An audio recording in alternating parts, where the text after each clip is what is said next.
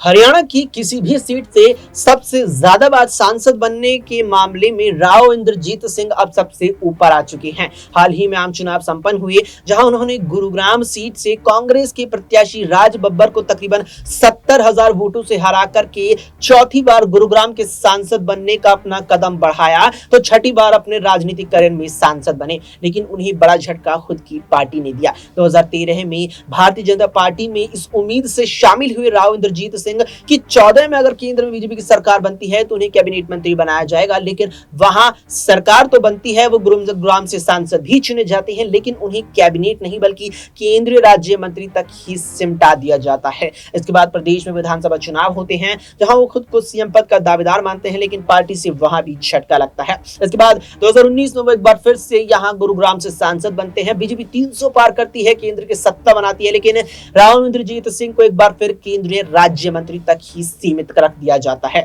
लेकिन फिर जब 2024 आता है तो राव इंद्रजीत सिंह को एक के बाद एक झटके लगते हैं। सबसे पहले मार्च महीने में जिस प्रकार से बीजेपी बड़ा अहम फैसला लेते हुए नायब सिंह सैनी को सूबे का नया सीएम बनाती है और 9.5 साल से कुर्सी पर काबिज रहे मनोहर लाल खट्टर को विदाई यहां से दे देती है, तो राव इंद्रजीत सिंह और उनके तमाम समर्थकों को यहां झटका लगता है, क्योंकि वो मानकर ये कहीं ना कहीं चल रहे थे कि इस साल अगर विधानसभा चुनाव होंगे तो सीएम के कैंडिडेट वो ही होंगे, लेकिन ऐसा नहीं होता। इसके बाद जब लोकसभा चुनाव में वो एक बार फिर से यहां गुरुग्राम सीट से जीत दर्ज करते हैं, तो उम्मीद की बार और भी ज्यादा होती है कि अब की बार तो कैबिनेट में जगह दे ही दी जाएगी, लेकिन फिर केंद्रीय राज्य मंत्री तक ही सीमित कर दिया जाता है। इसके बाद अब उनके तमाम समर्थकों की नाराजगी देखने को मिल रही है और उनका समर्थन पुरजोर तरीके से यहां भिवानी महेंद्रगढ़ से नवनिर्वाचित बीजेपी सांसद धर्मवीर चौधरी भी करते नजर आ रहे हैं। भिवानी महेंद्रगढ़ में भी धर्मवीर चौधरी के लिए राव इंद्रजीत सिंह ने पुरजोर कोशिशें की,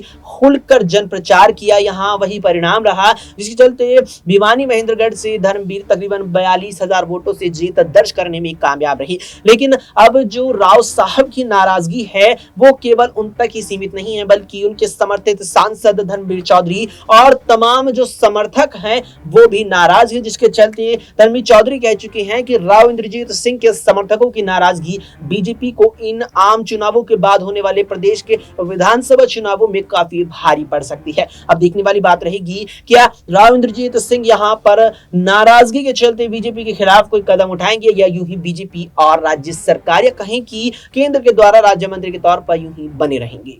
फिलहाल के लिए इतना ही। बाकी देश और दुनिया की तमाम खबरों के लिए आप देखते रहें SPN9।